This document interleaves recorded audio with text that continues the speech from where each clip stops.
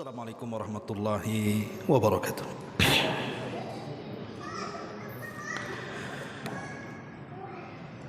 Bihamdillahi wassalatu wassalamu ala rasulillah wa ala alihi wa sahbihi wa mawalah wa la hawla wa la quwata illa billahi wa ba'du. Alhamdulillah, segala puja dan puji hanya milik Allah subhanahu wa ta'ala. Salat dan juga salam kita hadiahkan kepada Rasul kita Nabi besar Muhammad sallallahu alaihi wa ala alihi wasallam. Ma'asyiral muslimin yang dimuliakan Allah subhanahu wa ta'ala, alhamdulillah, malam ini insyaallah kita akan mengkaji satu tema dari hadis Abi Hurairah radhiyallahu an, dan hadis ini tergolong hadis qudsi. Kita tahu bahwa hadis qudsi itu berbeda dengan Al-Quran, walaupun sama-sama firman Allah subhanahu wa ta'ala. Karena kalau Al-Quran itu makna dan lafadznya langsung dari Allah, tapi kalau hadis qudsi itu maknanya dari Allah tapi lafadznya dari Nabi sallallahu alaihi wasallam. Dan Quran itu lewat perantara Jibril.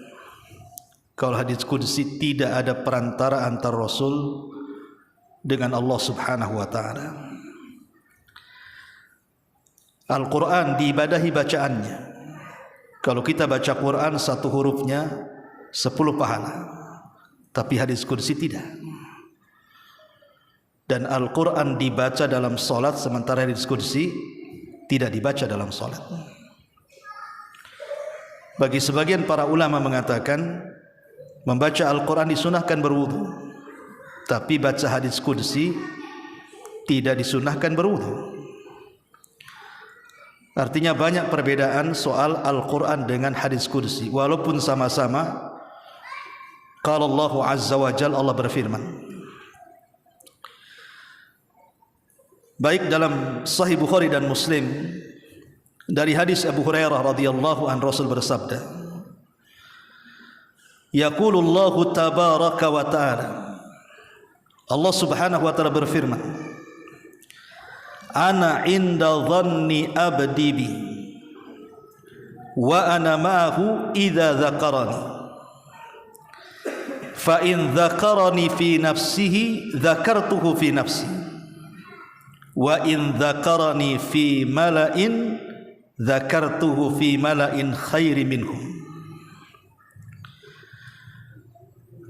Dari Abu Hurairah radhiyallahu an, Nabi sallallahu alaihi wasallam bersabda, Allah berfirman,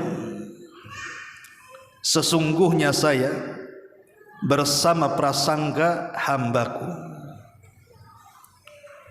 dan aku akan bersamanya.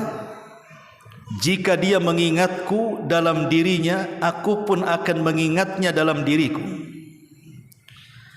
Tapi jika dia mengingatku di tengah-tengah keramaian manusia, maka aku pun akan mengingatnya di tengah keramaian para malaikat di atas sana, jauh lebih baik dibandingkan dia mengingatku. Hadis ini ikhwatu fiddin muliakan Allah azza wa jal, bicara tentang keajaiban zikir. Kita sering berzikir, baik selepas sholat ataupun zikir pagi petang, atau sebelum tidur dan bangun dari tidur, dan begitu seterusnya. Terkadang kita kurang bergairah berzikir itu. Apa masalahnya? Masalahnya karena kita tidak paham apa itu zikir. Maka kajian di malam hari ini kita akan mengupas apa rahasia zikir dan apa zikir itu sendiri. Karena begini ikhwatu fiddin muliakan Allah azza wa jalla, kita bayangkan di sekitar kita Kekuasaan Allah Subhanahu wa taala itu terbentang di mata kita. Ketika kita melihat langit, di situ ada kekuasaan Allah. Ketika kita melihat ke bumi, di situ juga banyak kekuasaan Allah. Bahkan ketika melihat diri kita sendiri dalam kaca, itu ada kekuasaan Allah. Wa fi anfusikum afala tubsirun, dan pada diri kalian itu ada tanda kuasa Allah.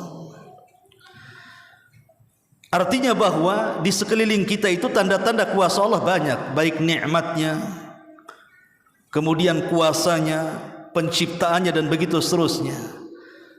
Tapi kekuasaan yang terbentang di mata kita, terkadang kita dilupakan dari Allah. Padahal Allah di depan mata dengan kekuasaannya, tapi kita dilupakan pula menyebut-nyebutnya. Ya tentu faktornya banyak.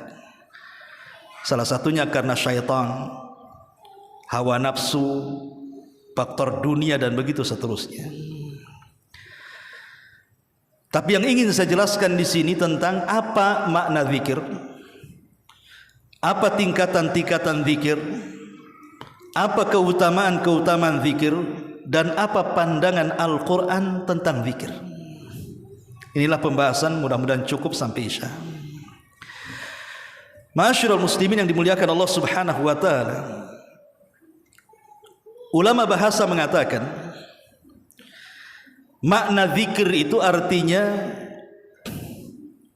lawan daripada lupa. Zikir itu artinya ingat, berarti lawannya lupa. Dalam bahasa Arab, laki-laki zakar, za kaf ra, zakarun. Kalau perempuan untha. Kenapa laki-laki disebut zakar? Dari kalimat zikir. Karena laki-laki itu lebih banyak ingatannya dibandingkan perempuan. Jadi kekuatan ingatan laki-laki itu lebih dibandingkan ingatan wanita. Atau yang kedua, karena laki-laki itu lebih banyak disebut dibandingkan wanita. Makanya laki-laki dalam bahasa Arab disebut zakar, karena daya ingatnya yang kuat. Kemudian karena juga banyak disebut dibandingkan wanita. Makanya dalam dunia persaksian, perempuan itu dia separuh dari laki-laki. Laki-laki satu, perempuan dua, kan itu.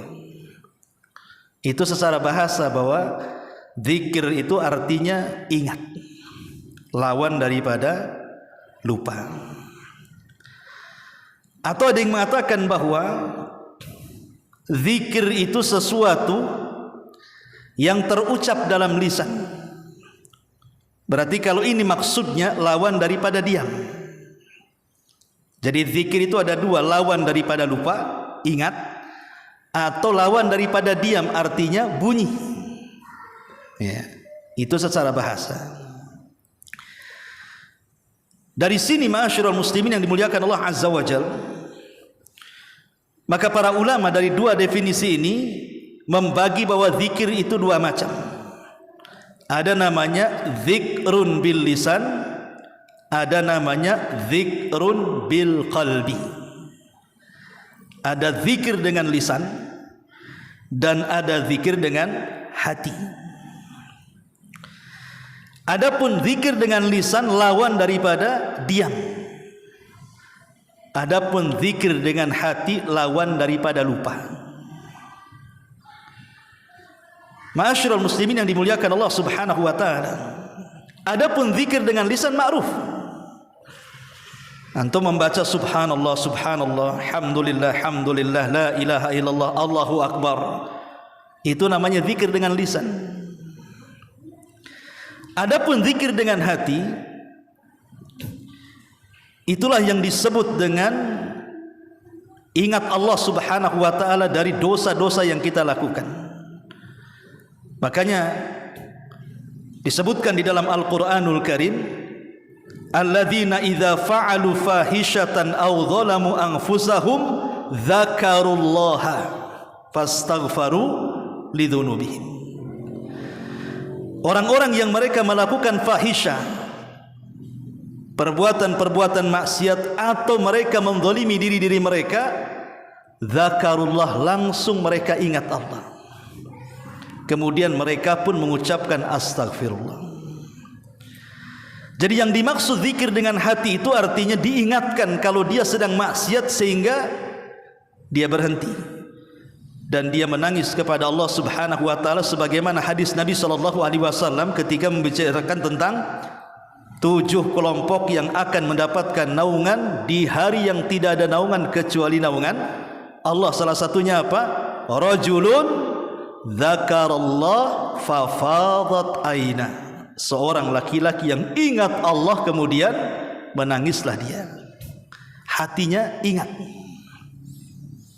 Ini secara makna zikir. Syekhul Islam Ibn Taimiyah rahimahullahu taala, beliau mengatakan bahwa zikir itu umum maknanya. Jadi zikir itu bukan hanya sekedar memuji Allah Subhanahu wa taala dengan tasbih, tahlil, takbir dan begitu seterusnya, atau bukan hanya sekedar mengingat dosa-dosa kemudian istighfar, tapi makna zikir itu luas, kata beliau. Baik, kita akan baca ucapan beliau. Berkata Syekhul Islam Ibn Taimiyah rahimahullahu taala, kullu ma takallama bihi lisan wa tasawwarahu al-qalb mimma yutaqarrab ila Allah min ta'allumi ilmin wa ta'limihi wa amira bil ma'ruf wa amrin bil ma'rufi wa nahyin 'anil munkarin fahuwa min dzikrillah. Wa li hadha man ishtaghala bi talabul ilmi nafi ba'da ada'il faraid aw jalasa majlisan yatafaqqah aw yufaqihu fihi al fiqh alladhi sammahu Allah wa rasuluhu fiqhan fahadha aidan min afdali dzikrillahi azza wajalla. Perhatikan perkataan Ibnu Taimiyah, dia mengatakan setiap yang diucapkan oleh lisan dari ucapan yang baik atau sesuatu yang dipikirkan hati dari renungan-renungan kebaikan yang bisa mendekatkan diri kepada Allah Subhanahu wa taala, atau orang yang mengajarkan ilmu atau belajar ilmu, atau orang yang menyuruh manusia kepada kebaikan dan mencegah dari kemungkaran, itu semua disebut zikir. Termasuk orang yang menyibukkan dengan talabul ilmi, menuntut ilmu setelah melaksanakan kewajiban-kewajiban, atau duduk di majlis ilmu dan mempelajari fikih di dalamnya, maka ini adalah seafdal-afdalnya zikir. Jadi sini zikir ini luas sebenarnya maknanya. Tidak mesti kemudian orang itu duduk membaca tasbih, takbir, tahlil dan begitu seterusnya, atau orang diingatkan akan dosa sehingga istighfar, tapi semua perbuatan baik itu disebut zikir. Ini menurut Syekhul Islam Ibn Taimiyah rahimahullahu taala. Yang menarik adalah ucapan Imam Ibnul Qayyim rahimahullahu taala. Beliau mengatakan bahwa seafdal-afdalnya zikir kalau terkandung 3 perkara. Seutama-utama zikir, kata Imam Ibnul Qayyim rahimahullahu taala, kalau terkandung 3 perkara. Pertama, kata beliau, as-sana'u, pujian. Yang kedua, ad-du'a'u, doa. Yang ketiga, ar-ri'ayatu, ri'ayah, diingatkan akan kebaikan Allah kepada kita. Ini kata Imam Ibnul Qayyim, kalau terangkai dari 3 perkara ini, inilah seafdal-afdalnya zikir. Pertama, as-sana. Sana itu artinya pujian. Allah Subhanahu wa taala memiliki asmaul husna dan sifat-sifat yang ula, nama-nama yang indah dan sifat-sifat yang baik. Ketika kemudian kita menyebut nama-nama Allah yang baik, Ar-Rahman, Ar-Rahim, Al-Malik, Al-Qudus dan begitu seterusnya, berarti kita sedang memuji Allah Subhanahu wa taala. Itu disebut as-sana. Atau dengan memperbanyak ucapan tasbih, tahlil, takbir, tahmid, itu disebut as-sana namanya, pujian. Yang kedua, ad-du'a, doa. Doa itu termasuk daripada zikir. Ketika kita katakan Rabbana atina fid dunya hasanah wa fil akhirati hasanah wa qina adzabannar. Maka ketika kita berdoa, doa apa saja, doa itu adalah zikir. Termasuk yang ketiga ar-riayah. Riayah itu maksudnya diingatkan kepada ihsan kebaikan Allah kepada kita. Seperti ucapan Ibrahim, fa idza maridtu fahuwa yashfin. Apabila aku sakit, dia yang mengobatiku. Jadi diingatkan akan nikmat Allah Subhanahu wa taala. Alhamdulillah, Allah masih memberikan kesehatan kepada saya. Alhamdulillah, Allah masih memberikan rezeki kepada saya, masih memudahkan urusan saya, masih memudahkan semua usaha saya. Itu disebut zikir namanya. Ingat akan kebaikan Allah kepada kita. Makanya Imam Abdul Qayyim rahimahullahu taala, kalau seseorang kemudian berdoa ataupun berzikir terangkai dari 3 kata ini, ats-tsana wad du'a war riayah, maka ini seafdal-afdalnya zikir dan doa. Jadi kalau kita hendak meminta sesuatu kepada Allah Subhanahu wa taala, mulai dengan pujian. Dengan cara menyebut nama-namanya, apalagi Ismul A'zam kan itu. Kemudian kita ingat akan nikmat yang Allah anugerahkan kepada kita, baru kita berdoa meminta. Maka itu seafdal-afdalnya doa dan zikir, kata Imam Ibnul Qayyim rahimahullahu taala. Ma'asyiral muslimin yang dimuliakan Allah Subhanahu wa taala. Ulama salaf mengatakan, zikir itu adalah ruhnya sebuah amalan. Zikir itu adalah ruhnya sebuah amalan. Jasad antum kalau tidak ada ruh, pasti mati. Jasad itu akan hidup kalau ada ruhnya.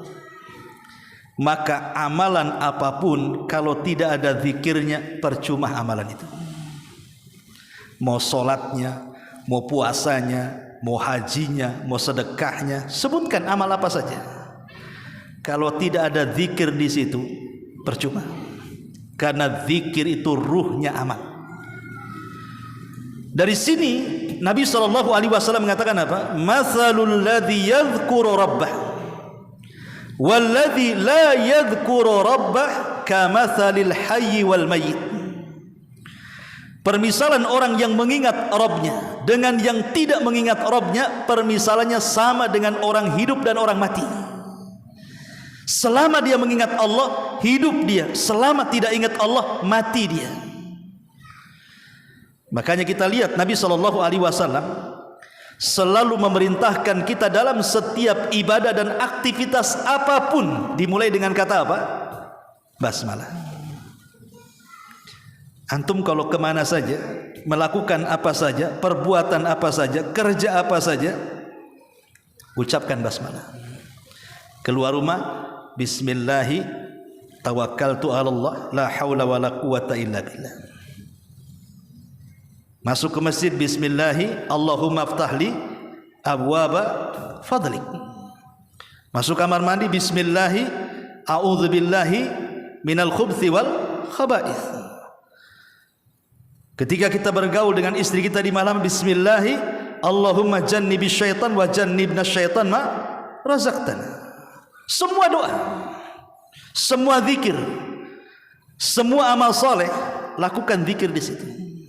Minimalnya baca basmalah. Karena amal apapun kalau tidak Allah disebut di situ, maka terputus barokahnya. Makanya kenapa para ulama mengatakan bahwa zikir itu adalah ruhnya amal. Orang kalau sholat tidak ingat Allah, sholat anda untuk siapa?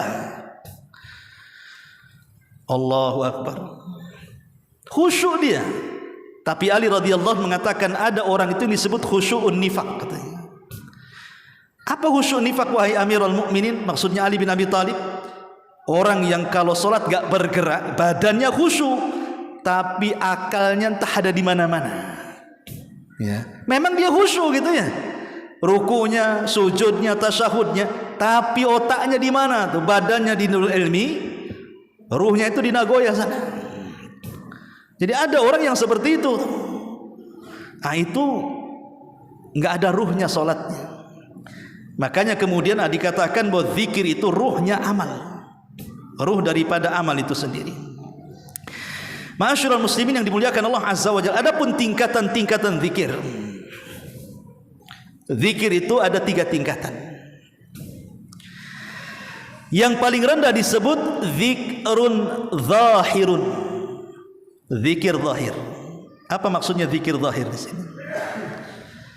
Zikir zahir itu maksudnya adalah zikir yang mencakup 3 perkara yang dikatakan oleh Imam Ibnul Qayyim tadi. Mencakup pujian, mencakup doa, mencakup ar-riayah, diingatkan kita dari kebaikan-kebaikan Allah kepada kita. Ini namanya zikir zahir. Yang kedua ada namanya zikir khafi. Zikir khafi itu maksudnya zikir yang tidak samar, yang tidak tampak samar. Bukan berarti kemudian lisannya diam saja, hatinya yang zikir, bukan maksudnya di sini zikir khafi itu. Ulama mengatakan bahwa zikir khafi itu adalah zikir yang kita keluarkan semua hal-hal yang bisa mencegah kita zikir. Kita lepaskan semua penghalang-penghalang yang menjadikan kita tidak bisa zikir. Apa penghalang-penghalang zikir? Syaitan. Kita berlindung dari syaitan.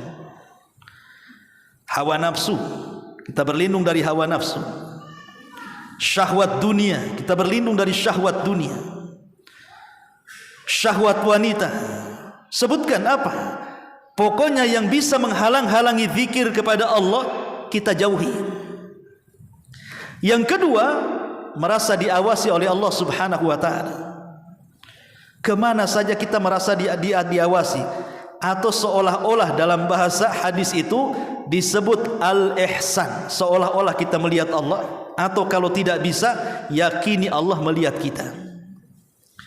Karena kalau kita merasa melihat Allah, kita tidak akan lupa. Dan kalau merasa Allah melihat kita, kita tidak akan dilupakan. Itulah bedanya. Jadi kalau kita merasa melihat Allah, berarti kita tidak akan lupa, karena kita melihat Allah terus.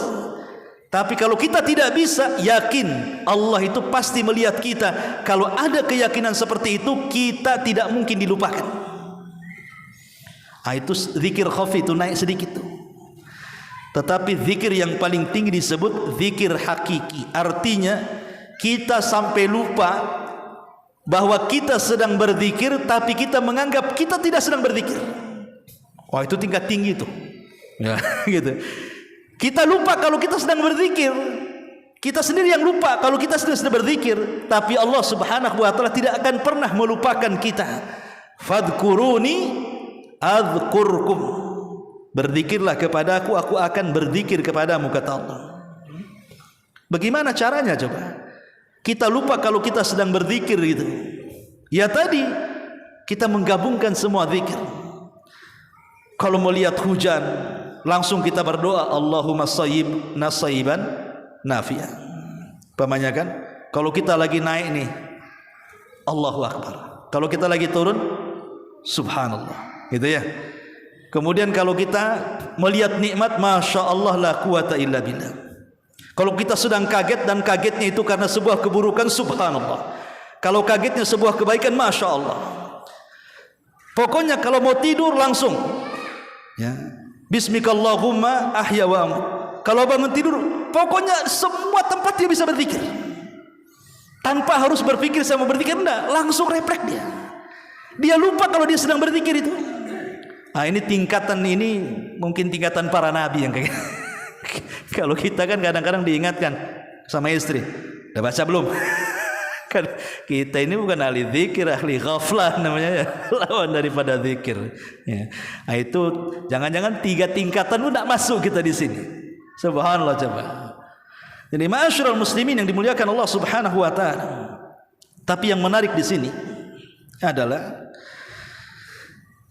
zikir ini amalan yang ringan, tapi mendulang pahala banyak. Anak kecil bisa zikir, anak remaja bisa zikir, orang tua bisa zikir, perempuan bisa zikir, laki-laki bisa zikir, orang sehat bisa zikir, orang sakit bisa zikir, orang safar bisa zikir, orang mukim bisa zikir, orang duduk, baring, berdiri, dimanapun orang bisa zikir. Itulah ibadah yang tidak ada ruang waktu, tidak ada ruang tempat. Itulah zikir. Di mana saja kita bisa zikir. Tapi lihat bagaimana Nabi SAW mengatakan kepada para sahabatnya, ala ukhbirukum bi khairi min a'malikum wa azkaha inda malikikum wa arfauha fi darajatikum wa khairun lakum min infaqiz zahabi wal warik wa khairun lakum min an talqau aduwakum fatadribu a'naqahum wa yadribu a'naqakum. Qalu bala ya Rasulullah. Qala dzikrullahi azza wa jalla.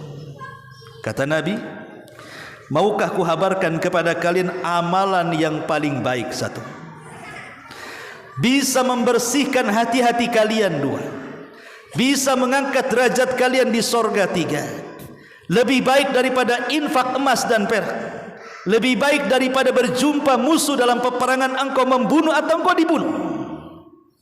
Kata sahabat, amalan apa itu? Kok dalam satu amalan bisa menghasilkan 5 keutamaan? Amalan terbaik bisa membersihkan jiwa, mengangkat derajat, lebih baik daripada infak emas dan perak, bahkan lebih baik daripada jihad dan mati syahid.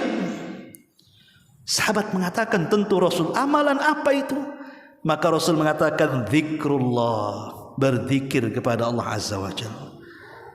Bahkan dikatakan oleh masyayikh, ucapan 1 kali tasbih subhanallah itu lebih baik daripada dunia dan isinya. Ya. Ma'asyiral muslimin yang dimuliakan Allah Azza wa Jalla. Bahkan hadis yang tadi saya baca, apa kata Allah dalam hadis kursi? In dzakarani fi nafsihi dzakartuhu fi nafsi wa in dzakarani fi mala'in dzakartuhu fil mala'i khairi minhum. Jika kata Allah, jika hambaku mengingat aku dalam dirinya, pahamnya antum sendirian di masjid, subhanallah, subhanallah, alhamdulillah, alhamdulillah kan? Maka Allah akan memuji kita langsung di hadapannya.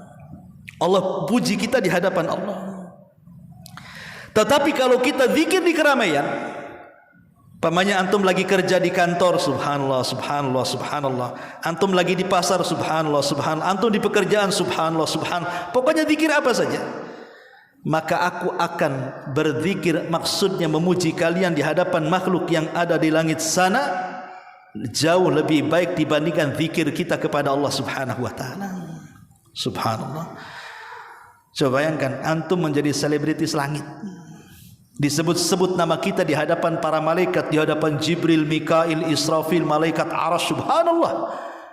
Kalau kita berzikir di keramaian, maksudnya di tengah-tengah keramaian kita masih bisa mengucapkan subhanallah, subhanallah. Di saat bekerja masih bisa mengucapkan subhanallah, alhamdulillah. Pokoknya di tengah-tengah orang ramai kita masih bisa berzikir gitu. Di tengah-tengah orang ngobrol nih, kita berzikir pula. Nah, gitu maksudnya. Ma'asyiral muslimin yang dimuliakan Allah Subhanahu wa taala. Adapun keutamaan zikir. 1, itmi'nanul qulub. Menjadi tenang hati kita. Ketenangan hati itu adalah surga dunia, ikhwan.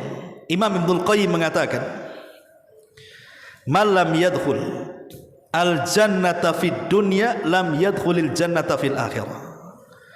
Orang kalau tidak masuk surga dunia, jangan harap bisa masuk surga akhirat. Jadi orang kalau tidak masuk surga di dunia, dia tidak akan pernah masuk surga di akhirat. Apa yang dimaksud surga dunia di sini? Imam Ibnul Qayyim mengatakan yang dimaksud surga dunia adalah itminanul qalbi, ketenangan hati. Itulah surga dunia. Sebab hati yang tidak tenang itu apapun tidak bisa dilakukan. Orang kalau tidak tenang nggak bisa sholat. Pemanya antum ada masalah nih, jangan masalah pekerjaan, masalah keluarga saja, bertengkar dengan istri, mana bisa antum sholat? Allahu Akbar kemana-mana tuh tak tuh. Ya. Ada masalah di kantor, sholat nggak bisa khusyuk. Ya. Sebutkan masalah apa, dibawa ke sholat nggak bisa. Apalagi kemudian mau ibadah-ibadah yang lain, malas itu. Tapi kalau hati senang, hati tenang, Masya Allah, ibadah apapun bisa lakukan tanpa beban. Itu yang disebut dengan surga dunia, kata Imam Ibnu Qayyim. Lah salah satunya ketenangan hati itu bisa didapat dengan zikir. Ala bi dzikrillah tatmainnul qulub. Ingatlah dengan zikir kepada Allah hati tenang. Ini yang pertama. Yang kedua, an-najatu minal bila. Selamat dari bahaya. Antum kalau ada masalah apapun yang antum hadapi, perbanyak zikir. Nabiullah Yunus alaihi salatu wassalam, ketika dia meninggalkan Nainawa Irak karena berdakwah, orang Nainawa tidak mau menerima dakwahnya Nabiullah Yunus.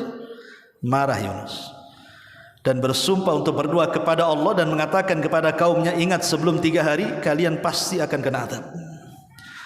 Hari pertama tak nampak azab, hari kedua tak nampak azab, hari ketiga Nabi Yunus takut kalau seandainya turun azab, pergi dia. Ketika Yunus sudah pergi, betul-betul ada muqaddimahnya akan turun azab. Maka semua kaumnya beriman. Tidak ada satu nabi dari 25 nabi dan rasul yang semua kaumnya beriman kecuali Nabi Yunus. Semua beriman. Rasul saja ada yang beriman, ada yang tidak kan? Abu Bakar beriman, Abu Lahab pula kufur. Ini tidak. Nabi satu-satunya yang semua kaumnya beriman itu Nabi Yunus. Masalahnya Nabi Yunus tidak tahu kalau kaumnya sudah tobat dan beriman, karena dia sudah pergi. Masalahnya belum diizinkan pergi, pergi dia. Maka Allah subhanahu wa ta'ala menguji Yunus dengan cara apa? Ketika dia naik perahu, tiba-tiba di tengah laut itu kapal dikitari ikan besar tuh yang kelaparan. Kapalnya berhenti karena ketakutan lah. Kapal kecil tiba-tiba ada ikan besar mengelilingi kapal. Coba bayangkan, apa enggak begini satu kapal nih? Sehingga satu di antara mereka mengatakan, kapal ikan ini kalau tidak diusir maka dia akan memakan kita semuanya. Dengan cara apa? Lemparkan satu orang, umpankan dia, baru ikan itu akan pergi. Bingunglah siapa yang diumpankan masalah. Satu kapal ini siapa mengumpankan kan itu. Terjadilah qur'ah di sini. Kocokan arisan, sebut namanya satu-satu. Ya, dikocok. Yunus pula keluar. Mereka melihat, oh janganlah, tampaknya dia orang soleh. Kalau bisa preman aja dimasukkan. Akhirnya dikocok lagi, Yunus lagi keluar, Yunus lagi yang keluar. Nabi Yunus baru perasan bahwa sebenarnya ikan itu utusan Allah karena kesalahan dia. Maka dia mengatakan kepada kaumnya yang ada di kapal, biar aku yang meloncat dari kapal. Betul, ketika Yunus ngeloncat, langsung ikan itu menelan Nabi Yunus, dan Allah mengatakan kepada ikan, telan dia dan jangan kau punya. Ketika sudah menelan Nabi Yunus, langsung masuk ke dasar lautan dan kapal itu selamat. Ahli tafsir mengatakan berapa lama Nabi Yunus di perut ikan? Ya macam-macam pendapat lah. Ada yang mengatakan sehari, semalam, ada yang mengatakan 3, wallahu alam. Bahkan ada yang mengatakan setahun juga. Ya. Tapi kita tidak bicara soal perselisihan berapa lama Nabi Yunus dalam perut ikan, karena jangankan bicara sehari saja yang paling pendek ya pendapat ulama. 1 jam di perut ikan ini tidak bisa mati kita ini, nggak ada oksigen. Tapi Allah subhanahu wa ta'ala menghendaki Yunus tidak mati. Padahal Yunus di 3 kegelapan. Kegelapan perut ikan, kegelapan dasar lautan, kegelapan tengah malam. Tapi kuasa Allah, Yunus tidak mati. Apa yang menyebabkan Yunus diselamatkan Allah subhanahu wa ta'ala? Zikrullah. Karena dia hamba yang berzikir. Selama di perut ikan, Yunus hanya mengatakan, la ilaha illa anta subhanaka inni kuntu minadh zalimin. Allah katakan, falaula minal musabbihin la labitha fi batnil huti ila yaumi yub'atsun. Kalau Yunus bukan ahli tasbih, tentu dia akan tetap di perut ikan sampai kiamat dibangkitkan. Ketika Yunus terus bertasbih, berzikir, akhirnya Allah takdirkan Yunus diselamatkan, dimuntahkan lagi ikan itu, keluar Nabi Yunus hidup-hidup. Dari sini ada faedah apa? Zikir ini bisa menyelamatkan dari bala. Apapun urusan antum, apapun masalah antum, perbanyak zikir. Nanti Allah uraikan. Karena kaidahnya masalah itu datang dari Allah. kalau Allah libatkan untuk menyelesaikan masalah kecil bagi Allah. Kalau kita tidak pernah melibatkan Allah dalam masalah kita, sekecil apapun masalah tidak akan ada jalan keluarnya. Karena Allah yang menciptakan masalahnya. Ya, ini yang kedua. Yang ketiga, maghfiratul dzunub. Bahwa di antara faedah zikir adalah bisa menghapuskan dosa. Coba saja umpamanya antum ngobrol dengan beberapa orang. Terkadang kalau keasikan ngobrol, terkadang mungkin jatuh ke ghibah, jatuh ke namimah, jatuh ke mencela. Kita kalau banyak orang ngobrol, kadang-kadang bercanda, jatuhlah ke dosa-dosa kan. Kita tidak tahu karena orang yang paling, kalau orang sudah banyak ngomong tuh pasti kepelesetnya banyak tuh. Tapi Nabi SAW mengarahkan apabila kita bermajlis, kemudian selesai kita bermajlis membaca doa kafaratul majlis, subhanakallahumma wa bihamdika asyhadu an la ilaha illa anta astaghfiruka wa atubu ilaik. Apa kata Rasul? Maka dosa-dosa di majlis itu Allah hapuskan. Maka disebut doa kafaratul majlis. Itu penting doa kafaratul majlis itu. Bukan hanya habis kajian kemudian saya doa kafaratul majlis. Tidak. Antum duduk di warung kopi, ngobrol, habis buyar, sebelum pergi antum baca sambil pergi ya kan? Subhanakallah bihamdika. Karena takut ketika kita bermajlis kita gibah orang masalahnya. Lah dari sini kita tahu bahwa zikir itu bisa menghapuskan dosa.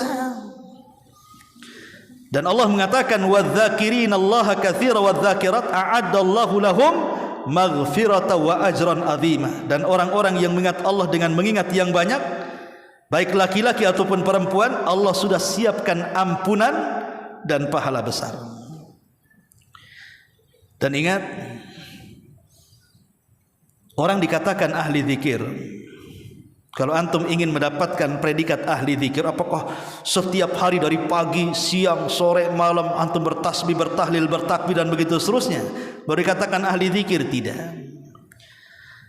Ulama mengatakan seperti yang dikatakan oleh Al-Imam Ibnu Salah rahimahullahu taala, orang dikatakan ahli zikir itu kalau dia melanggengkan zikir di 4 tempat. Pertama, zikir selepas sholat. Selepas sholat kita berzikir. Yang kedua, zikir ketika sebelum tidur dan setelah tidur. Yang ketiga, zikir pagi dan petang. Zikir pagi dan petang. Sudah nih, zikir pagi dan petang. Kemudian yang keempat, ada yang mengatakan zikir keluar rumah. 4 perkara ini. Pertama, zikir selepas sholat. Yang kedua, zikir pagi dan petang. Yang ketiga, zikir sebelum tidur dan sesudah. Dan yang keempat, zikir ketika keluar rumah. Kalau antum bisa melakukan setiap hari, maka antum disebut ahli zikir. Itulah yang Allah mengatakan, ya ayyuhalladzina amanu dzkurullaha dzikran katsira. Wahai orang-orang yang beriman, berzikirlah kepada Allah dengan zikir yang banyak. Maksudnya disebut ahli zikir bukan terus zikir, sariawan lah kita dibuatnya. Maksudnya cukup di 4 tempat ini saja antum lakukan itu termasuk ahli zikir. Dan kalau disebut ahli zikir berarti akan banyak keutamaan yang antum dapatkan. Abu Hurairah radhiyallahu anhu, dia mengatakan salasatun, menukilkan dari hadis Nabi, kata Abu Hurairah, Rasul bersabda, salasatun la yuraddu du'auhum. Ada 3 kelompok tidak mungkin ditolak doanya, pasti diijabah. Yang pertama, adz-dzakirullaha katsira, orang yang banyak berzikir, ahli zikir. Jadi kalau orang melanggengkan 4 zikir di 4 tempat tadi, sehingga disebut ahli zikir, doanya tidak mungkin ditolak. Ini satu. Yang kedua, da'watul madhlum, doa orang yang dizalimi tidak mungkin ditolak walaupun dia orang kafir. Apalagi yang berdoa orang muslim, orang kafir aja akan dikabulkan doanya kalau dia dari pihak yang dizalimi, bukan karena kekafirannya, karena Allah tidak suka dengan kezaliman. Kemudian yang ketiga, al-imamul muqsit, pemimpin yang adil. Pemimpin yang adil ini kalau berdoa mustajab. Tapi kalau pemimpin yang zalim, dia yang kewalat karena rakyatnya mendoakan dia keburukan. Dari sini kita tahu bahwa kalau kita sampai memiliki predikat ahli zikir, cukup melaksanakan zikir di 4 tempat tadi, maka Rasulullah SAW mengatakan doanya tidak mungkin ditolak. Artinya mustajab. Ya, ini terus salah satu daripada keutamaan zikir kepada Allah Subhanahu wa taala. Ini juga di antara keutamaannya. Kemudian juga di antara keutamaan berzikir kepada Allah Subhanahu wa taala, al-falah, mendapatkan keberuntungan. Karena Allah mengatakan wadhkurullaha katsiran la'allakum tuflihun. Berzikirlah kepada Allah dengan zikir yang banyak supaya kalian beruntung. Dan zikir kepada Allah sama dengan Allah menyebut-nyebut kita di hadapan makhluk yang ada di atas sana. Zikir kepada Allah Subhanahu wa taala juga menunjukkan bahwa kita akan mendapatkan berbagai macam keutamaan. Salah satunya, keutamaan yang paling besar dari zikir adalah terbimbingnya kita ke jalan surga. Karena setiap kita maksiat diingatkan, setiap kita maksiat diingatkan dengan Allah Subhanahu wa taala sehingga kita terjaga. Ma'asyiral muslimin yang dimuliakan Allah Subhanahu wa taala, adapun penghalang-penghalang zikir. Yang pertama, mulazamatus syaitani lahum. Karena ada setan yang senantiasa melekat di badan kita. Seperti apa contohnya? Orang masuk kamar mandi tidak baca ta'awudz. Kalau orang masuk kamar mandi kita tidak baca a'udzubillah minasyaitan gitu, minal khubthi wal khaba'ith, maka aurat kita akan tampak kepada mereka. Syekh Abdullah Imam dalam kitabnya Alam Jin, Syekh Abdul Imam menyebutkan salah satu jatuh cinta jin kepada manusia adalah ketika aurat kita terus tampak di hadapan mereka. Kapan itu? Ketika masuk kamar mandi tidak berzikir, tidak ta'awud dari khubthi wal khaba'ith, maka lama-lama setan akan nonton aurat kita terus, lama-lama jatuh cinta. Dan itulah sebahaya bahasa jin yang disebut dengan jinnul asyik namanya, yang akan melekat pada badan kita. Maka kalau sudah banyak setan di badan kita, itu sulit untuk berzikir, ya. Kemudian juga yang kedua, hawa nafsu. Hawa nafsu itu yang mendorong kita ini susah berzikir kepada Allah. Di mana setan melahirkan syubhat dan hawa nafsu melahirkan syahwat. Kalau ada syubhat dan syahwat, sulit kita berzikir kepada Allah Subhanahu wa taala. Inilah diantara, dan banyak lagi penghalang-penghalang zikir, dilalaikan dari anak-anak, keluarga, kawan-kawan yang jahat, cinta dunia, dan begitu seterusnya. Itulah diantara penghalang-penghalang zikir. Mudah-mudahan ada manfaatnya. Subhanakallahumma bihamdika asyhadu an la ilaha illa anta astaghfiruka wa atubu ilaik. Allahu ta'ala alam. Assalamualaikum warahmatullahi wabarakatuh.